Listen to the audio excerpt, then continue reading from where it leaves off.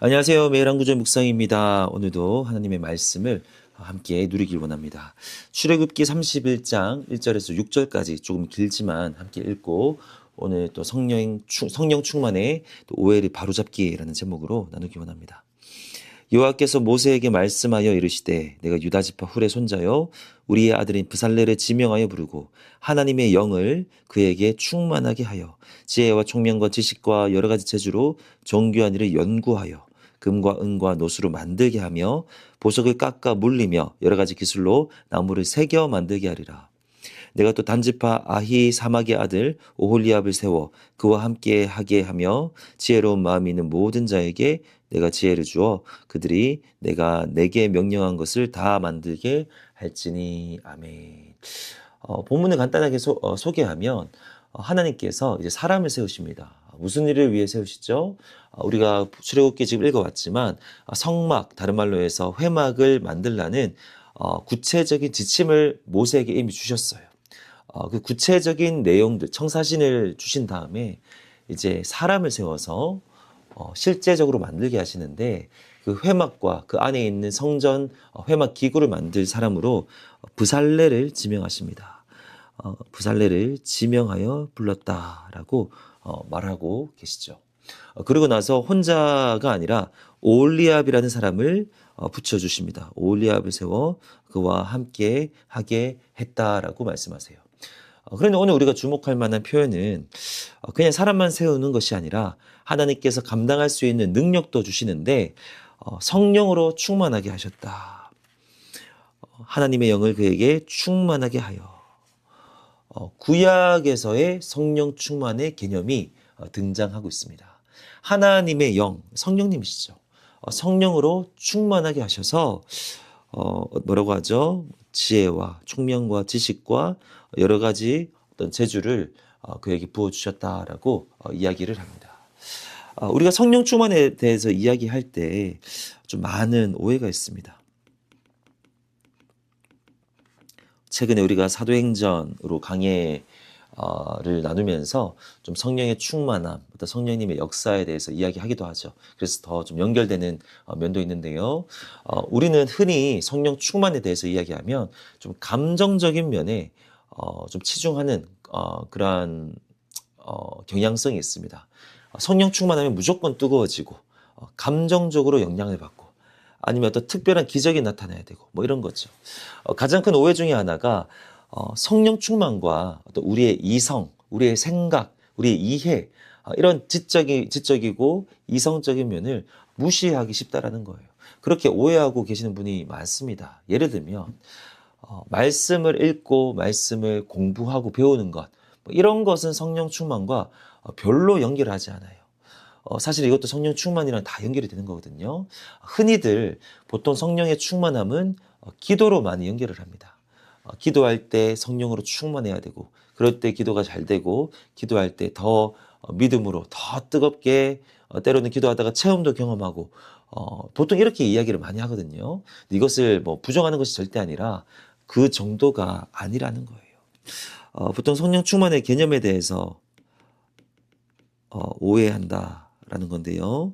보통의 오해가 어떤 감정적, 그리고 보통 어떤 뜨거움, 어떤 영적인 체험, 그리고 어떤 기도의 영역, 이 정도로 제한한다라는 거죠. 뭐 이 정도에 그친다라는 거죠. 이게 뭐 없다라는 것이 아니고요. 그런데 성령 충만은 중요합니다. 전인격적인 영역에 다 영향을 끼칩니다. 진짜 성령 충만은 전인격적인 경험이다라고 우리가 이해해야 된다는 거죠. 어떤 것이 있습니까? 지성, 그리고 감정, 의지, 다 영향을 미치는 거예요. 우리의 지성도 깨웁니다. 우리의 감정도 더 거룩하게 합니다. 우리의 의지도 약하던 의지를 강하게 해서 우리의 의지를 통해서 하나님께 나아가게 합니다. 그게 성령 충만의 역사예요. 심지어 우리의 육체에도 영향을 미칩니다.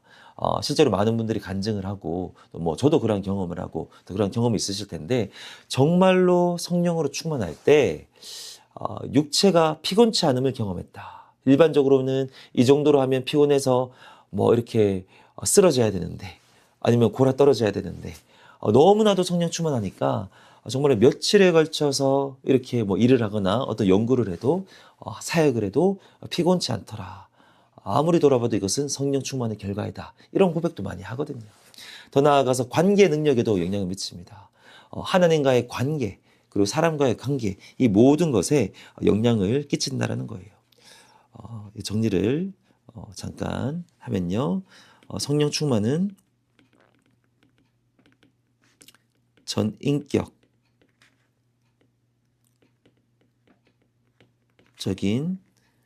체험이다.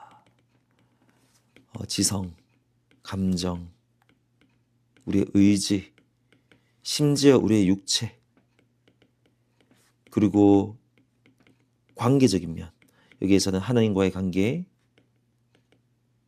그리고 인간과의 관계, 이 모든 영역에서 거룩하고 선한 영향을 끼친다는 거예요. 오늘 본문 말씀을 다시 보시면 이 부살렐이 성령으로 충만했거든요. 근데 가장 먼저 보여주는 반응이 어떻습니까? 연구했다는 거예요. 정교한 일을 연구했다. 씨름하면서 붙들고 공부하고 연구했다. 성령 충만하면 이렇게 된다는 겁니다. 또 금과 은과 노수로 만들고 보석을 깎아 물리며 여러 가지 기술로 나무를 새겨 만들다. 노동했다라는 거예요. 단순히 감정적인 거, 어떤 영적인 체험뿐만 아니라 어떤 것을 만들고 세밀하게 더 정교하게 맡은 일을 하게 하는 것까지 성령 충만의 결과가 될 수 있다는 거예요. 만약에 학생이면 성령 충만해서 더 열심히 공부하게 된다는 거고요. 더 엉덩이를 붙들고 책상에 앉아있는 시간이 늘어나게 된다는 것이고, 또 어떤 일을 하고 계시다면 성령으로 충만해서 더 정교하게, 더 세밀하게, 더 성실하게 그 일을 하게 된다는 겁니다. 더 나아가서 6절 말씀은 어떻습니까? 오홀리압을 세워서 그와 함께 하게 했다. 부살렐이 지금 성령으로 충만했어요. 그런데 하나님께서 붙여주신 동력자와 함께 하게 했다. 동력, 더 나아가서 관계의 영역에서도 좋은 영향을 미쳤다라는 거예요. 성령으로 충만하면 그 사람이 능력이 많아져서 혼자서 모든 일을 할 수 있게 되는 그 정도가 아닙니다. 함께 할 수 있게 되는 것도 성령 충만의 은혜이고 하나님이 원하신다라는 거예요. 오늘 말씀을 정리하고 적용합니다. 하나님의 영으로 충만한 것이 이렇게 중요합니다. 우리가 예배 드릴 때만, 기도할 때만 성령으로 충만할 필요가 있는 게 아니에요. 우리가 이 땅을 살아가기 위해서 우리의 삶의 모든 영역에서, 우리의 전인격적인 영역에서 우리는 성령님의 도우심이 필요하고 하나님의 영으로 충만해야 된다는 겁니다. 두 가지를 기억하면 좋겠습니다. 첫 번째는 성령 충만에 대한 오해를 바로잡자. 그 정도가 아니었다는 거죠. 두 번째로는 삶의 모든 영역에서 성령님의 도우심을 구하고 성령의 충만함을 경험하자. 이것을 또 기억하고 또 오늘 또 누리시기를 축복합니다. 하나님 아버지 감사합니다. 오늘 출애굽기 31장의 성령 충만의 이야기를 통해서 우리가 가지고 있었던 성령 충만에 대한 오해를 바로 잡기를 원합니다. 삶의 모든 영역에서, 전인격적인 영역에서 성령님의 도우심이 필요한 것을 우리가 인정하며 모든 영역에서 성령의 도우심을 구하고 하나님의 영으로 충만해지기를 갈망하며 그것을 누리고 경험하는 우리 모든 성도님들의 매일의 삶이 되게 하여 주시옵소서. 감사합니다. 예수님의 이름으로 기도합니다. 아멘.